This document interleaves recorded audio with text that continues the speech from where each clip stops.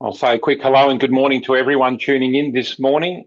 Hello, team. I hope everyone's well. Wherever you're tuning in from this morning, Melbourne's cloudy, cold, winter day. Very typical for us here, but thanks for your time this morning. Tom will be just a couple of minutes away.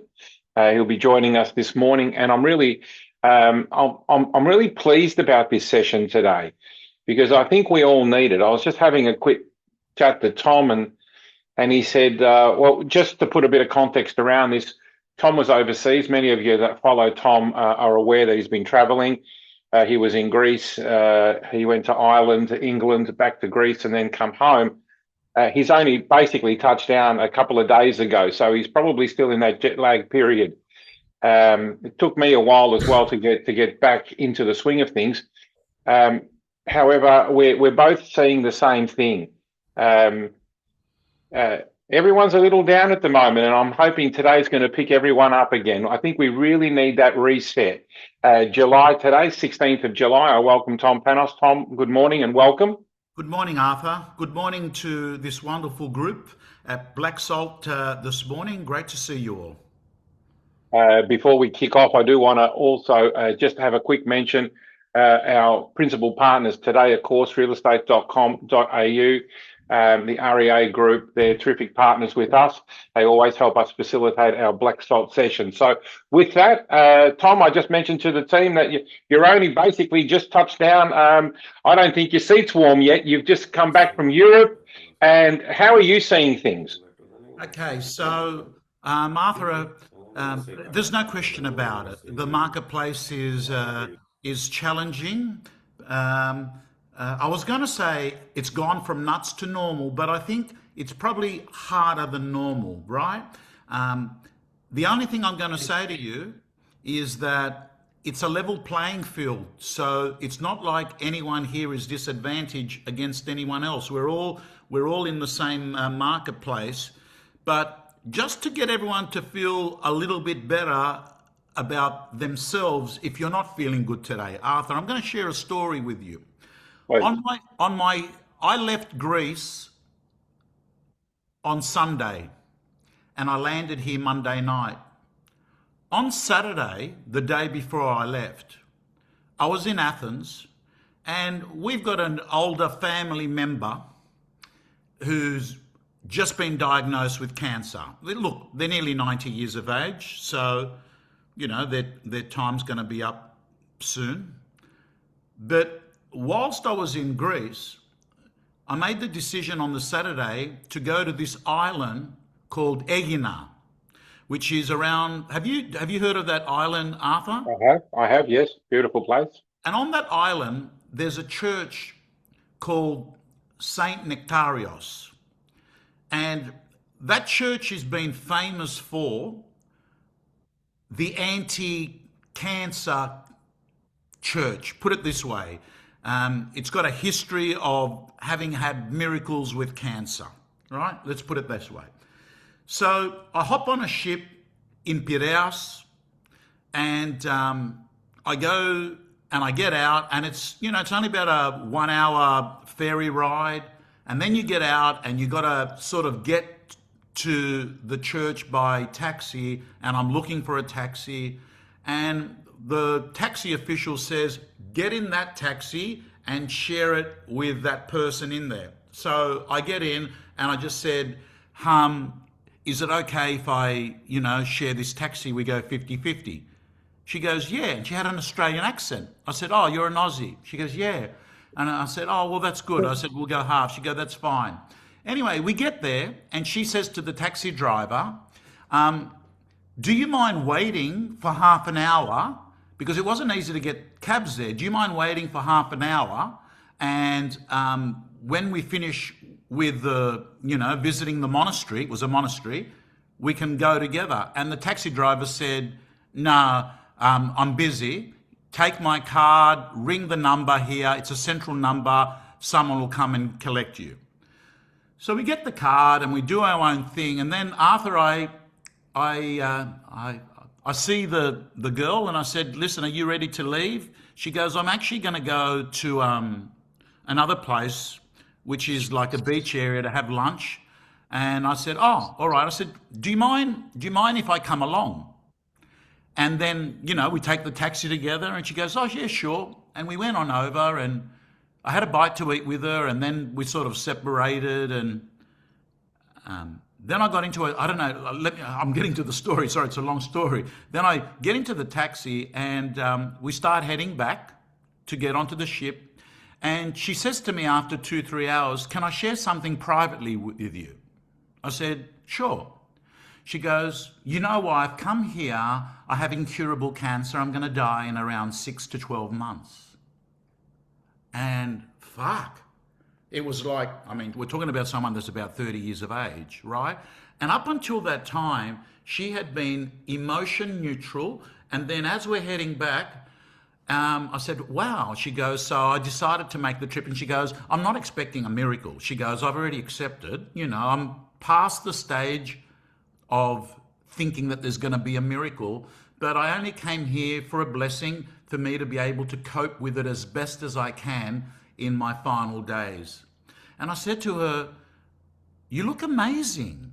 She really, like, she was in the attractive group of people born on this planet, right? Put it that way. And I said, "You don't look, you look good." And she goes, "I'm going to deteriorate in around 3 to 6 months." She goes, "So I know how this thing's going to pan out," right? Anyway, when I got home that night, I just thought to myself, listen, I was pissed off, Arthur, because I was coming home the next day, right? And I'm thinking to myself, my biggest problem is my 2-week vacation has come to an end, and I'm going home, and I'm going to have jet lag. And I just thought to myself, shit, I should borrow the dignity and the humility and the acceptance that this person had was just unbelievable, right? Unbelievable. I share this story with you as well because, I realize at the moment life is a little bit harder than normal. And there's a very good chance that for many of us, we may make less money over the ensuing months, because if volume is going to be less and we're putting less deals together, right? You might make less money, and that's stressful, and everything's stressful now. Getting, as Arthur said to me, having a buyer, giving you offers that are ridiculously low because they're opportunistic, or vendors who take their problems and put them onto you. Why is my property not selling? I understand all of that. However, I want you to know it can be a hell of a lot worse. It can be a hell of a lot worse. Every day you hear of some scenario, some situation, right? And without a doubt, Arthur, my highlight of my trip, believe it or not, was a guy called... Hello? My highlight of my trip was a guy called Danny Abdallah, who'd gone to London to receive an award from Scott Morrison for the Compassion Forgiveness Award of the Year. It was handed in London. Now, I don't know if you know who Danny Abdallah was. Danny Abdallah is the father of the 3 kids that got killed in a car accident by a drunken man, and he became famous for saying, "I forgive the man." So I want you to picture 3 kids under 15, his 3 kids all killed in one go. Danny's only around 35, 45 years of age himself, right? And just his ability, even there, I thought, is this guy faking it on TV? But when I sat down with him, with Scott Morrison at London, it was 2 days before I came back to Greece, it just showed to me that all around you, you have people that are going through fucking shit in their lives. You don't know what they're going through. So I just want you to have perspective. If the biggest problem we've got at the moment is a Victorian and an Australian government that is not supportive of real estate and vendors that have got overpriced, I've got to tell you, it's not the biggest problem to have in your life, right? It could be a hell of a lot worse. Just wanted to start off with that perspective. Now, I have specifically made some important notes on what I think we need to be focused on to win in this market, right? And for many of us, it's actually not winning. For many of us, it's actually just surviving. But I've got to tell you, Arthur, and you mentioned it to me off air as well, I also do have agents who are sort of doing as good, if not better, than they were doing before. I must make reference to that. I mean, I have one female agent out in Adelaide at Harris. She put 6 deals together last week, right? And this is ironically to one client, an investor. We're talking about an anti-investor market. I know, Arthur, even in your own group at Agents Agency, you've got people that are still on track to do, they're having $200,000 months. Is that right? That's correct. Yeah. Okay. So, team, let's call this Black Salt Reset. Let's start off. The market doesn't care how successful you were in 21, 22, 23. Every market rewards a different skill set. We got to accept that. The agents who adapt fastest will take market share from those waiting for the conditions to improve. And I'm going to say, the real estate agent in your suburb that finds the bottom of the market first is going to win. End of story. And you've got to let go of feeling like I am a German shepherd protecting my owner. Listen, the market's the market. Don't fall into the trap of price protection. If prices have dropped 10%, it's not your fault. Communicate this to the vendor. And quite frankly, it might actually get worse than that. So I think if they're saying to you, hey, do you think it's going to get better? I think you should be saying, hey, it might, but it'll probably get worse before it gets better. So really the decision you've got to make right now is, what are you going to do? So number one, the first reset philosophy I want to share with you. You've got to stop watching the market and you've got to start working the market. Stop watching it, start working it. And what I'm talking about is letting go about over-obsessing about Jacinta Allen, interest rates, government policies, headlines, blah, blah, blah. And I want you to start focusing on the things that you've got control of, which is conversations, appointments, follow-up. You can do plenty of that. Number two, and by the way, keep asking yourself this: what did I do today that actually generated business? That's the question you've got to be asking yourself. Let's move on to number two. Number two, we'll let this person in. Stop chasing new leads and start converting existing ones. This is not a marketplace where you've got to go off and make 100 cold calls, right? No, what you've got to do is work with the existing business that you've got. Most agents have enough business sitting in their mobile phone and in their CRM system. There's enough. There's no need for you to get onto ID for me and call 300 people, interrupt them, that they don't even know you. You've got other stuff that you can be doing right now that is going to have a higher return of investment. So stop chasing new leads and start calling old appraisals. Hi, it's Richard here from Agents Agency. I know you're busy, so I'm going to be really brief. The reason I'm calling you is because at the moment there's so much confusion in real estate, and I just wanted to let you know that I have been called by so many people asking me what's really going on. I thought I'd take the time. I've got a bit of time right now. It's winter. We're not in our busiest period, and I thought I'd take some time to give you a call to see, is there any help I can give you, any clarity that you need about this market? What a wonderful opportunity this winter to actually go into your CRM system and actually reach out to those people. And by the way, if you've got any of those people in your CRM system that you haven't spoke to for ages and ages and ages, and you think to yourself, fuck, I feel guilty, this is how you ring them up. Hi, George. By the way, George, can I ask you, did your kids get their money back?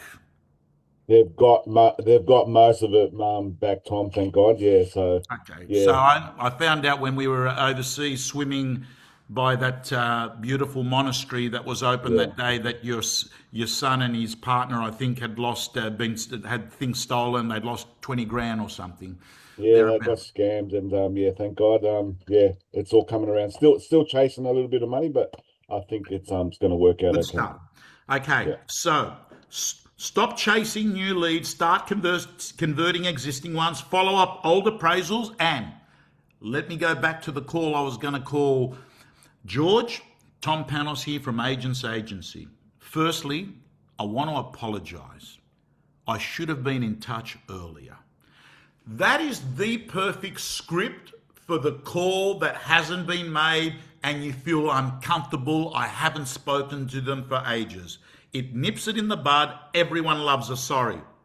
The next thing is following up on expired conversations. There's plenty of conversations out there that you need to continue following up, nurture calls.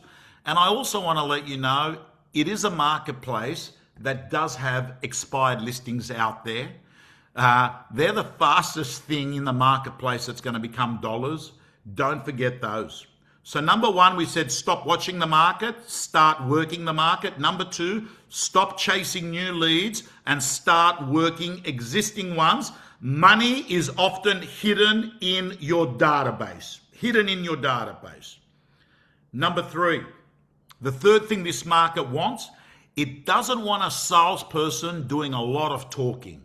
It wants a salesperson asking questions and doing a lot of listening. So suppose what I'm saying is consumers in this marketplace don't want another salesperson. What they want is an interpreter of the market. What they want is someone that can diagnose their situation and help them have clarity.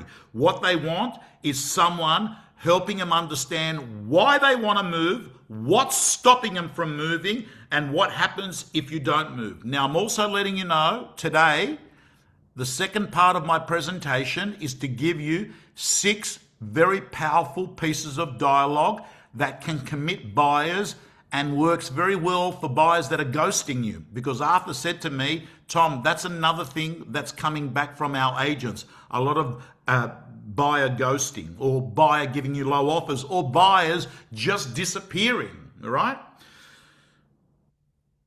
The best agents prescribe, average agents are always pitching things to people. Number 4, you've got to stop being a bloody tour guide. You know, when you've got a marketplace that's been good for a period of time, if you actually think about it, we don't actually sell. We're just like tour guides, and we just actually show houses. We've got to start selling houses. You can't just show a house, because we don't have fear of missing out anymore, right? There was a period of time where the market negotiated the vendor and the buyer and the deal was done. This is not a marketplace that does that. So what you need to do is very quickly move into being someone that uses every inspection to understand people's motivation, every inspection to understand people's financial situation, to understand their timing, to understand the competition, and to understand their confidence level. Every buyer leaves either closer to purchasing or closer to forgetting you. That's, to me, the way it works.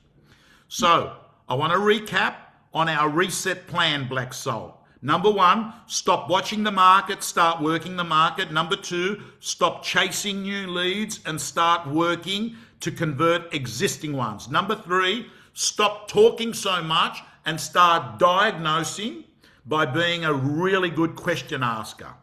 Number 4, stop being a tour guide and start being a trusted advisor.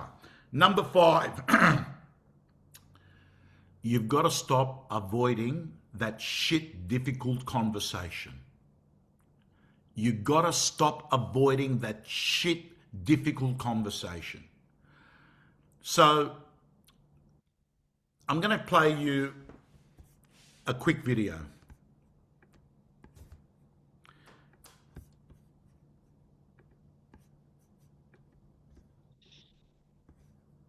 Okay, got it. Check your settings, come in here.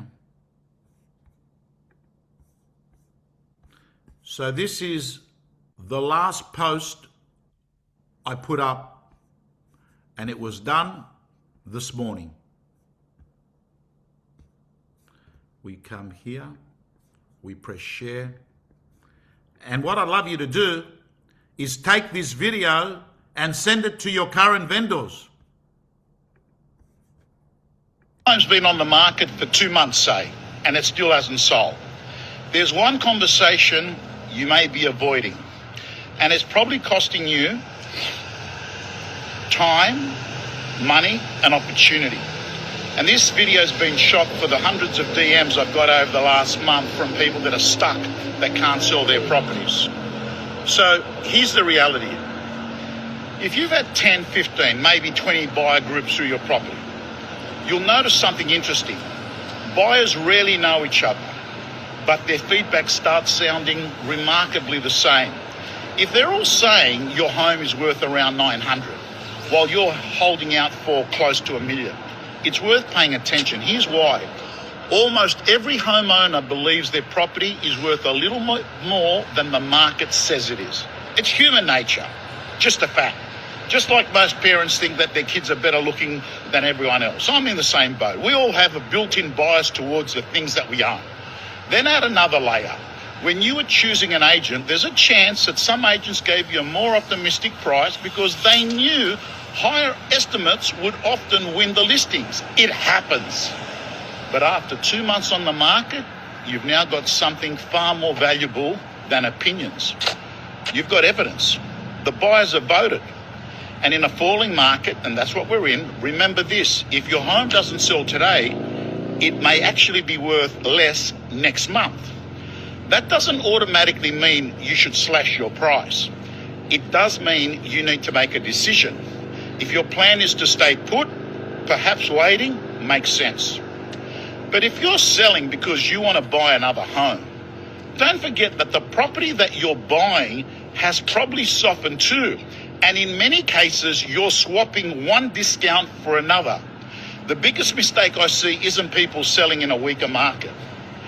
It's people putting their life on hold because they're waiting for a market they can't control. Make decisions based on your life, not the market. The market will always move. Your life is happening now. If your home's been on the market for 2 months, say, and it still hasn't sold. So team, I want to let you know that video went out 3 hours ago. I have already had real estate agents ring me up and said, Tom, that was all that was needed to get this owner who has been umming and ahhing about an offer in the last 24 hours, right? So feel free to share that, number one. Number two, I want you to process on what I just basically said. If you think about it, you've got two types of vendors that you're dealing with. One of those vendors is a vendor that is not buying back in the marketplace. I've got to tell you, for many of those vendors, if they're not highly motivated, they're going to be a challenge. And for those people, they might be better for them to actually pause. But for the majority of the vendors who are going to sell one property and buy another property, your job is to help them navigate and understand their discounting on their purchase and their discounting on their sale. There's a discount on both ways. The problem that we have in real estate is when you only discount on one part of the transaction. I get that. A lot of owners think to themselves, mate, if I'm not desperate and I don't have to sell, maybe I'll wait till rates start coming down. I understand the thinking of those vendors. But for the majority of the vendors, it makes no difference what happened in the budget and what's happening with interest rates. Because if they're discounting on their sale, they'll be getting a discount on their purchase. Please understand that.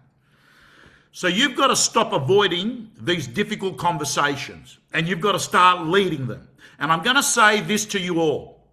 It's not the buyer that determines whether a property gets sold in 2026, it's the vendor. Because it's the vendor that reduces their price and it's the vendor that accepts the offer. And your job is to work and coach that vendor. You can't coach buyers as much as you can coach vendors, because vendors, you've got an exclusive relationship.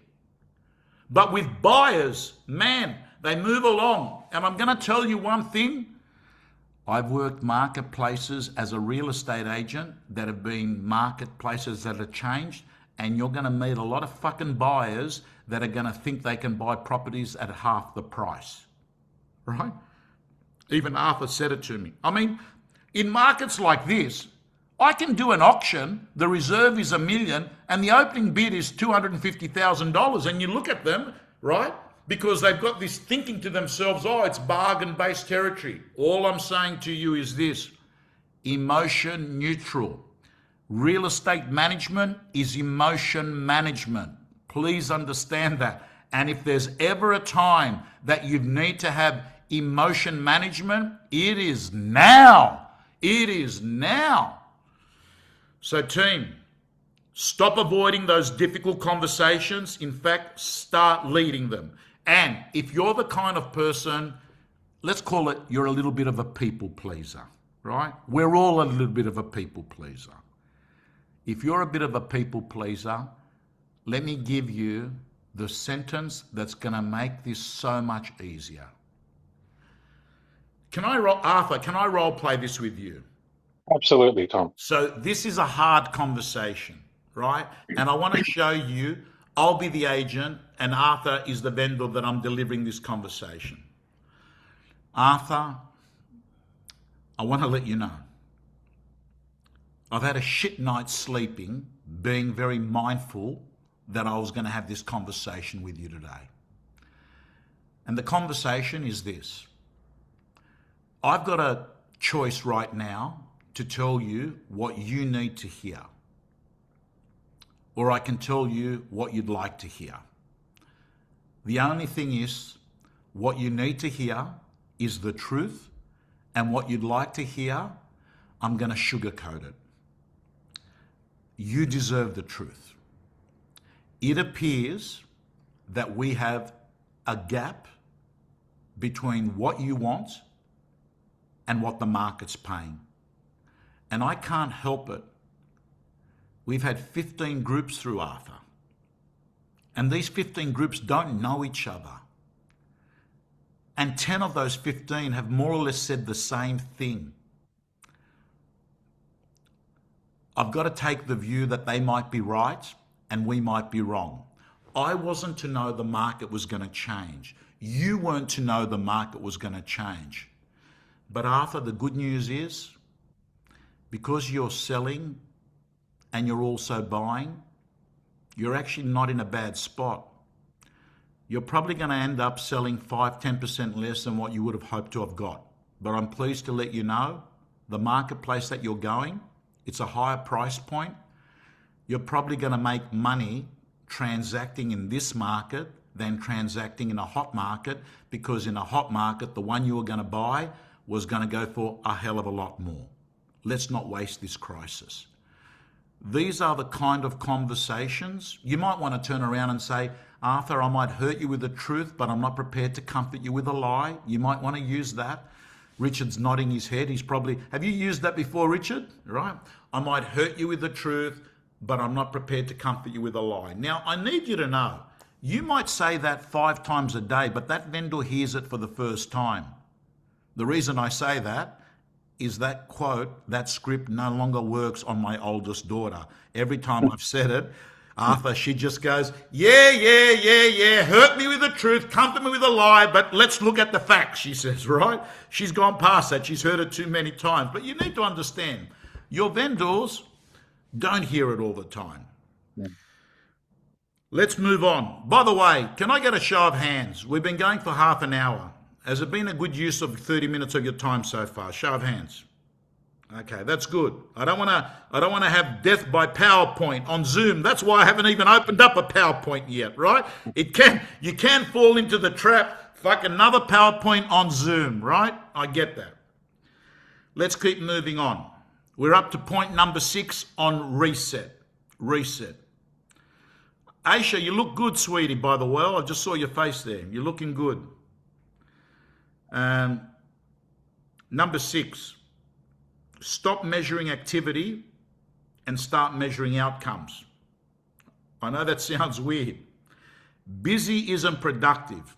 Instead of celebrating 30 calls, instead of celebrating 5 appointments, I want you to start measuring in this market listings signed, price adjustments achieved, buyers converted, referrals generated, contracts exchanged, right? Nothing happens without a result. Nothing happens without a result. Now, you are very fortunate because you get trained by one of the greats in real estate, Manos Findakakis. And Manos Findakakis has always had an obsession with appraisals. And off the top of my head, the data that he's got, that he's collected over the years, and you might want to confirm or correct me, Arthur, is 23 appraisals, marries up to around 1 million in GCI. Does that sound like the number that's been thrown around before? Yeah, that'd be about right. Like different areas, Tom, but yeah, I reckon that'd be about right. Okay. So 23 appraisals. So I've got to say to you is out of all the numbers that I want you to focus on is how many times you're sitting inside people's houses or doing a Zoom listing presentation if you've got out of area vendors, how many times that's happening a month. Because I've got to tell you, revenue loves appraisals. Don't forget that. Revenue loves appraisals. Let's move on to number 7. Stop trying to look perfect and start becoming visible. So on the day that I presented in Crete at that beautiful hotel in Hanya, I spent half an hour showing real estate agents, and Arthur was in the room. He was presenting that day as well as emceeing and running the day together, and he does it so brilliantly. I actually think you're one of the best. To be honest with you, Eric would benefit out of you doing the emceeing, and I would benefit out of being overseas during Eric. Right? That's what the plan is for next year, actually. So when Arthur was facilitating that day, I decided at the last minute, because the people in the room said, do the presentation on video and social media, because a lot of people had been asking how I was getting so much organic views. And I've got to tell you, it's not about being perfect online, on social. It's about being relevant and visible. So I'm going to say to you that next week, realestate.com.au have engaged me to run a 6-week plan on how to use your mobile phone to be relevant on video. That program starts next Wednesday. It's 6 weeks, and I've got good news for you. REA's funding it. They've got the money, and they just turned around and they said, we need more vertical video. We'll pay for it, Tom. Right? So they've given me a small fee and they're running it. You should all sit through that, right? But I'm going to share with you now the things that I think you should be doing. You've got to be louder than ever, stay visible, particularly if there's a lot of people that aren't even in the country right now. Take advantage of it. It's easier to stand out when they're not here, right? So what I want you to be doing is posting on your videos things like local insights, explaining the market, educating them. Listen, I personally think just sort of, if you follow my content, just take that content and what you do is make it hyper local for your little market. I'm very general around the whole of Australia. All you've got to do, all Aisha's got to do is target it to Geelong. And if you're unsure on what to post, I think the process, well, let me go through it right now. I'm going to give this to Aisha. She's had a long relationship with me. So I'm going to just do this for Aisha, and I know how she thinks. So let's go do it. I'm a real estate agent in the Geelong area, and at the moment we're in a transition market, and I want to actually be very loud and visible on social media. Could you please provide me with 20 video reels over the next 20 days that can help educate the marketplace about the Geelong area?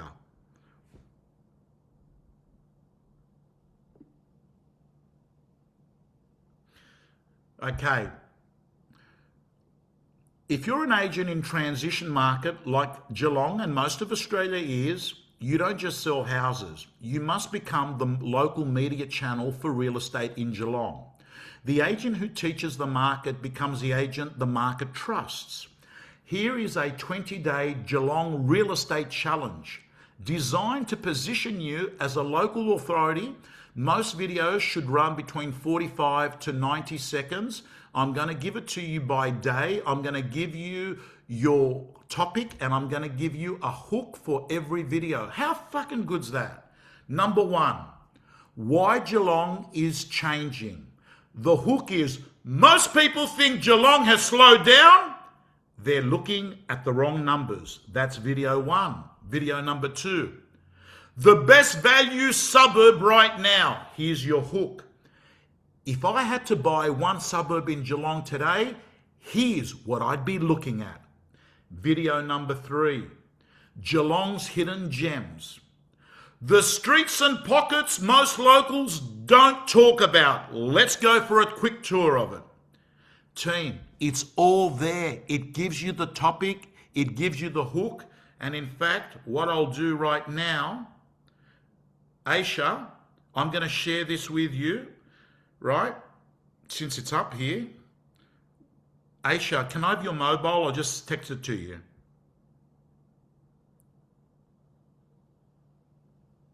You put it up there and I'll send it to you. Just put, Aisha, don't worry, I've got your mobile. I'll do it at the end. I don't want to get sidetracked. I'll do it at the end. I'll do it at the end, right? Number eight. Stop selling property, start selling decisions. Stop selling property, start selling decisions. People don't struggle buying property. What they struggle with is making the decision, right? Making the decision. So Rebecca just sent me something. Before I move on, okay, can you send us the prompt? So Rebecca, I'm going to read out the prompt to you right now, okay?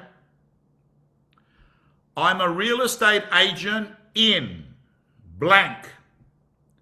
And at the moment, we are in a transition market, full stop. I want to actually be very loud and visible on social media, full stop. Could you please provide me with 20 video reels over the next 20 days that can help educate the marketplace about the Geelong area? Or you put blank area. That's the prompt. We're up to number 8, everyone. You've got to stop selling property and start selling decisions. People don't struggle with buying property. What they struggle with is making a decision, right? They're struggling with making a decision. And the number one reason they're struggling making a decision is that they're worried that if they buy now, here, the property's going to come down here. They're worried that they're chasing a knife that's falling. And I'm going to give you 6 pieces of dialogue that's going to give them a bit of peace of mind in a moment. This is a question I want you to ask yourself before you start negotiating with a buyer. This is the question. How do I make the decision easier for them? How do I make the decision easier for them? Take away the friction out of their decision. One of the ways that I make people make decisions easily. So Liz, can I get you to unmute for a second, Liz? It's only because you're on my screen. How are you, Liz? I'm well, thank you. How are you? Good. I just want to use an example, right, on how you make it easy for people to make a decision. Example, Liz, as I indicated to you, I've just rung up Liz. Liz, let me start from the beginning. Hi, can I speak to Liz? Yes, you can. Speaking. Liz, it's Tom Panos here from Agents Agency. How have you been? Well, thank you. Listen, firstly, I want to apologize. I should have been in touch earlier. I think it's roughly 3 years since you bought your home with us, and I'm hoping it's going well. Have you been tracking the market at all, Liz? I have. Yes, it looks Okay. a bit scary at the moment. Yeah, what's your understanding of it? I'm just not going to get the price that I want for my home. Yeah. So, Liz, we've allocated the month of July to give all our past clients a health update on their asset. We know that you might not be thinking of selling, but you're probably thinking to yourself, like, what's this thing worth? And I'm pleased to let you know that some markets have been impacted a lot, some haven't. I'm going to be doing your area next week. Can I ask you, is Tuesday or Wednesday best for you? I have to look at my diary, but at the moment Wednesday is sounding pretty good. Okay. I'm going to step out of role play. Did you see my process there to get rid of friction in the decision? I gave her two choices, but both choices I was going to go over. I didn't say to Liz, how about I come over and give you a price on your house, right? That's an example of making it easy for people to say yes. So I need you to know, help people make decisions early. Like another thing that I'm telling you to say to your vendors at the moment is say to your vendors, be smart, Mr. and Mrs. Vendor. Why do you come on the market in September? Come on the market in August when no one else is on there. Just put a long settlement on your contract. That way you can get top dollar because you're selling in isolation. Then you don't have to hurry to find a property because we're going to give you a long settlement. Spring's going to have a bonanza of listings. It's going to be like you're going into a Darryl Lee chocolate shop. You're going to have a choice of a lot of properties. You're going to end up buying something at a cheaper price. So if you're really smart, you might end up moving from this house to a beautiful house at a real low changeover number. That's the kind of conversations I want you to be having in the marketplace. Let's move on to number 10. I want you to stop hoping the market improves and start becoming the agent the market rewards. I need you to know, fucking for God's sake, the market went up 60% since COVID. So it's come back down 10, 15%. I mean, maybe it's come down because of that 60%. Maybe that's the real reason, the economics of it, it's come down, right? Fucking, I got to tell you, I've gone past feeling sorry for vendors that say to me, oh, we could have got 1.7 6 months ago. Fucking, you're lucky you've got $1.6 million now with a house. What about the guy that hasn't bought a home? How are they going to get into the marketplace, right? And please remember, it is not your fault if vendors are not getting their price. Don't ever take that on you. If you've done a shit job, take that on you. But if you've worried about the process and the proceeds didn't come at their level, that's on them. That's not on you. And then the last thing I want to say to you, everyone, is you can't control interest rates. You can't control the government. You can't control consumer confidence. You can't control that stupid agent around the corner that's going in at 1%. But you can control the conversations and the consistency of your attitude. And in every market, I've seen agents come out of it better when there's been a downturn, but I've got to tell you, I've also seen agents leave real estate. No question about it. So I know if you had the choice between the two, you'd pick the one that grew market share, and obviously. So I'm going to ask you right now, on a piece of paper, on your mobile phone, or in the chat box. In fact, I'd like you to put it in the chat box, because that way I can see it.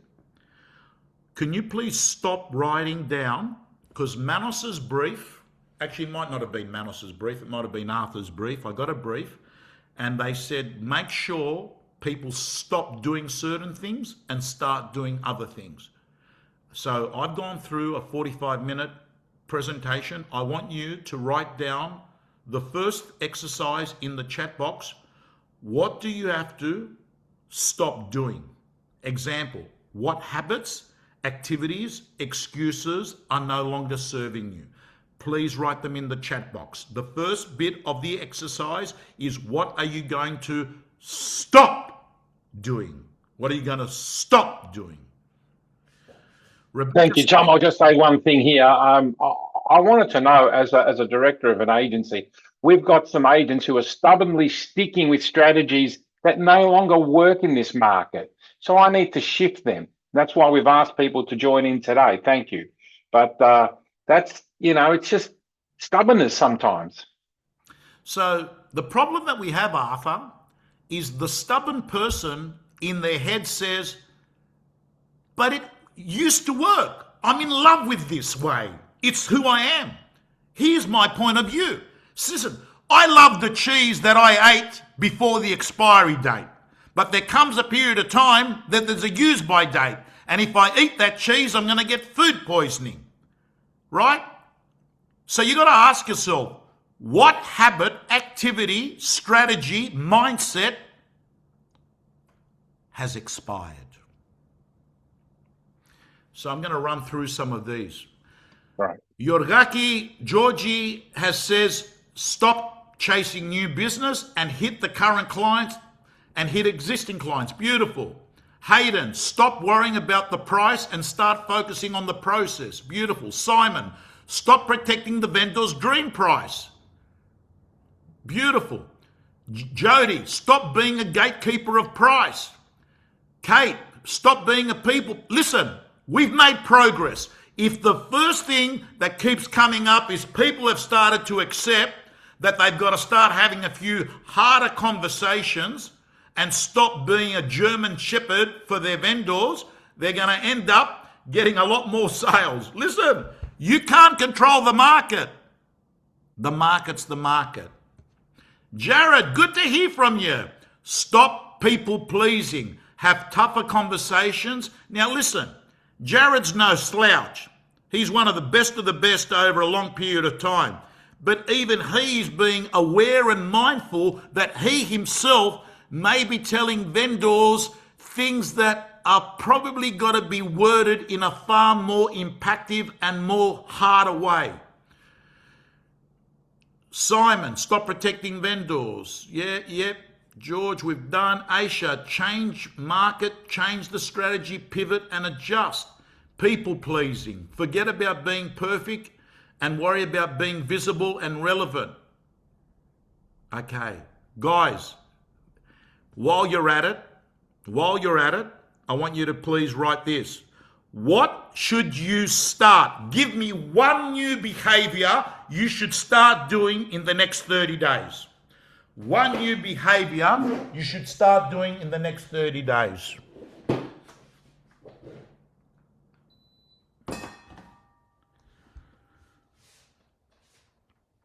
Q, please stop. Can you type it in there?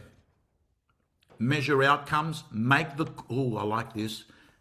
call to current clients every day. Social videos. Call my pipeline. Thanks, Jared.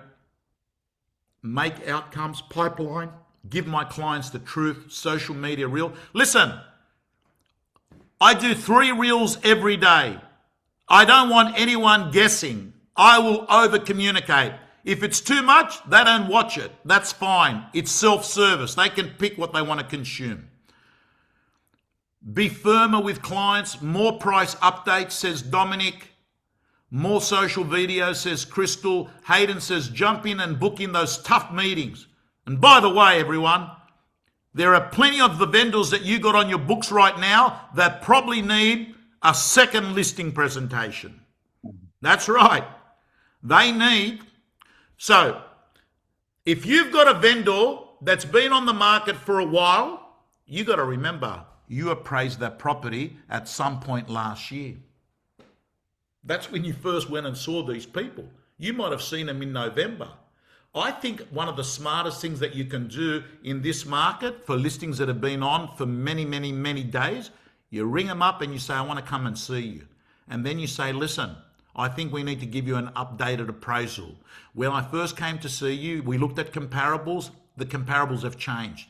Use a new listing presentation as a strategy to get a price alignment, and at the same time try and get another 3 months out of them, because there's nothing sucks more than having some fucking prick, shouldn't swear, nothing makes a, you can tell how much it pisses me off when you get another agent come in and get your listing, sign it up and sell it after you've done all the vendor coaching for 3 months. Nothing pisses me off the most, right? You could tell how angry I was by me not controlling my language there. Anyway, so team, I'm going to share my PowerPoint now, right? So I hope it's not death by PowerPoint. What I'm going to run through right now is 6 pieces of dialogue to help commit buyers that are ghosting you, that are not giving you offers, or are uncertain. Let's go through them. So I've got to share my screen. Here. Arthur, sorry, before I go on, have we gone, is it to 11? No, we got 10 or 15, Tom. Okay.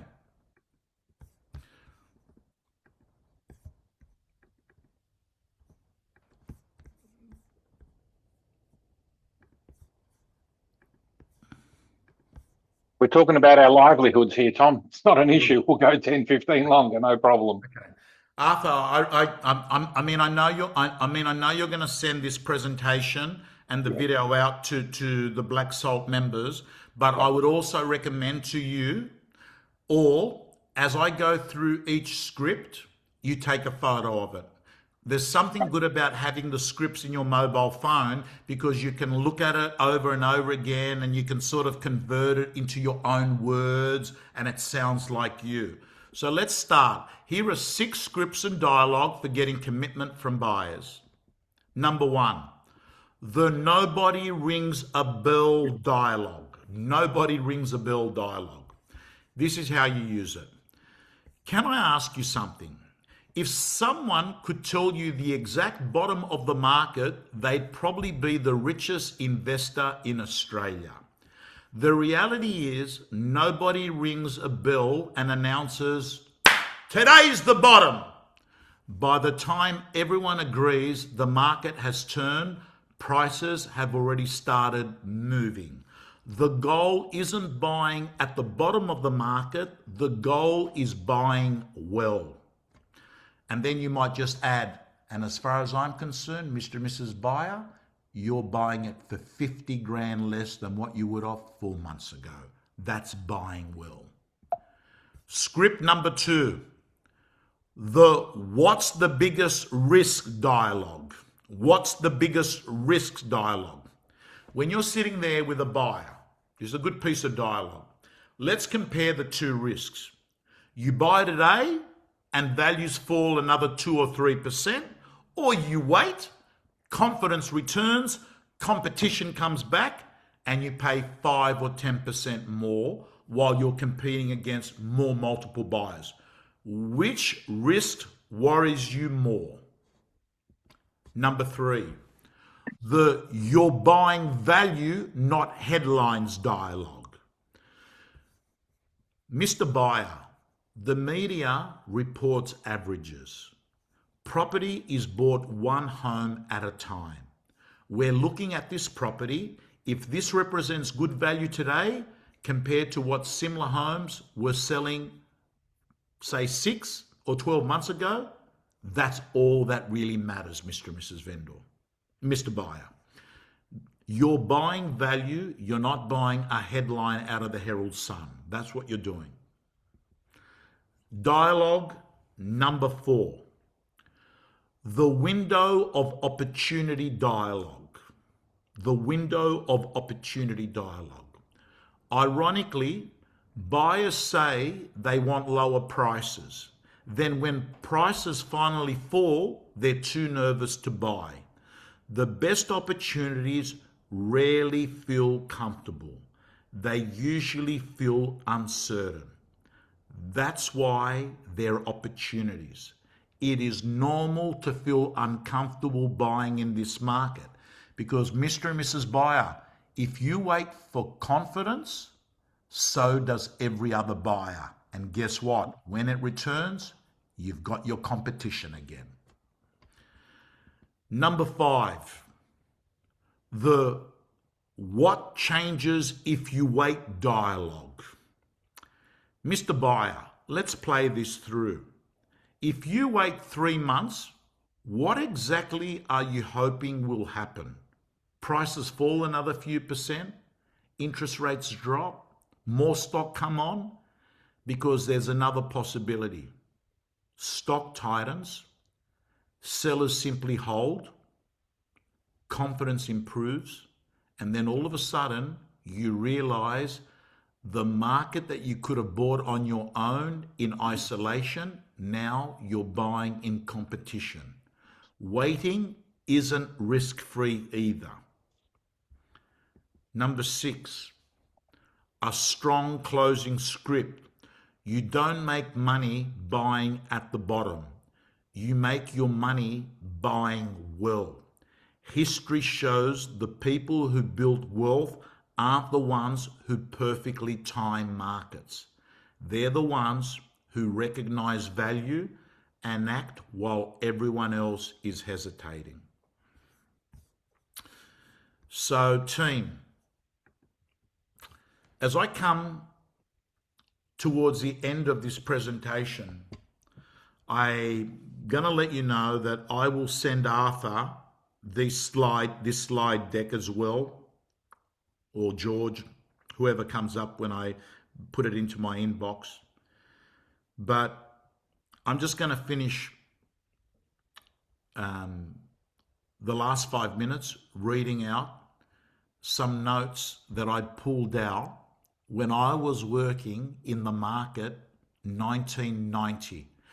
To me, we've had corrections 70 to 72, 80 to 82, 90 to 93, 2008, 17 to 19, minor correction, little bit of a blip after COVID, and then this one.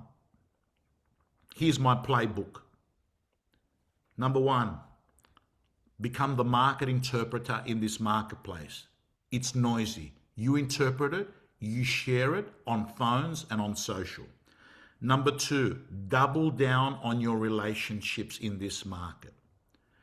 I'm going to tell you, the whole fucking real estate market is mentally devastated. Everywhere I speak to, they're just devastated. Right now, I want you to double down on relationships because people have gone inward. Number 3, become fanatical about vendor management. I'm talking about everything from your Zoom groups with your vendor to making sure that you're having a one-on-one meeting, to making sure that you're getting them offers, low offers, they blame the market, no offers, they blame the agent. I know you've heard that for the 50th time, but are you getting offers to them? Number 4, you've got to learn to master buyer psychology. Buyer psychology is about creating social proof when there is no social proof. So what I'm saying is, do what we did in 1990. We never did a second inspection without having another buyer at the property. We always created a second buyer at the property. Not only does it help you put a sale together, it helps you manage your time, 2 things at the one time. Negotiate like a professional. This marketplace, all of a sudden, you've got to fucking know how to negotiate. Last year, you didn't have to. Number 6, build a media business, not just a real estate business. So I need you to know, I operate as a media business that trades as a training business. You need to run a media business trading as a real estate company. I'm a media business. I accept it. I'm just in the business of attention, right? Number 7, become ruthlessly efficient. Become ruthlessly efficient. And I'm talking about trying to take anything you can out of AI to help you do things easier. An example of that was what I did for Aisha, where I said, I'm going to use AI to quickly give me my content that I'm going to speak about. Number 8, every client is a marketing department. If you think about it, every client is someone that is a marketing department that gets your name out there. So I'm talking about video testimonials, reviews, referrals, intros, social media shares. Number 9, Manos is the master at this. Train more than your competitors. Train, train, train. Fucking, do you know that I have embarked on 30 minutes of formal personal development online courses now? Because I need it. I'll tell you why I need it. Because when I have conversations with agents, they fucking depress me. So I've got to get an antivirus, right? They depress me, right? And number 10, please remember, we don't give a stuff about the July, August, September quarter. We're playing the long game. We think decades, team. We're not thinking quarters. We think decades. Don't make a bad month a bad year, okay?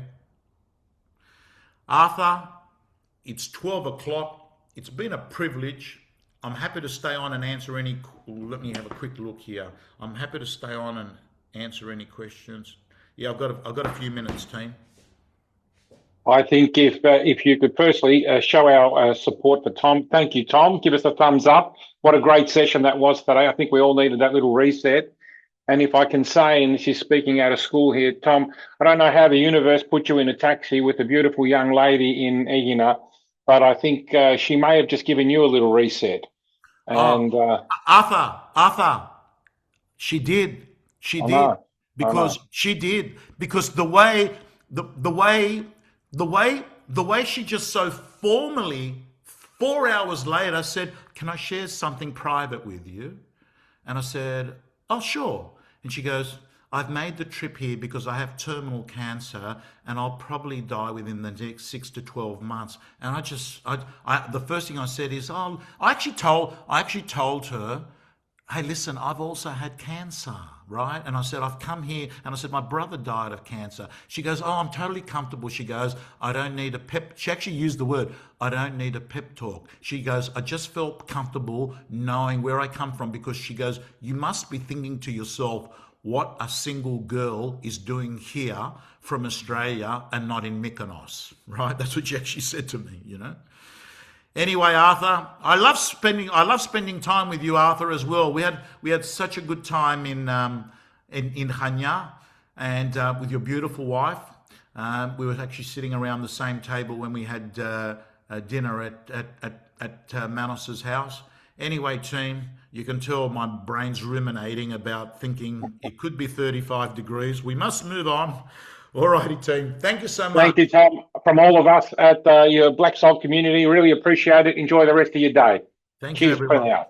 Bye-bye. Thanks, everyone, for joining in. Again, to all our industry partners, we really appreciate their support as well. Have a great day, everyone. Arthur, before I Yes. forget, Yes. REA have said to me, REA are having what they're calling it is a tech.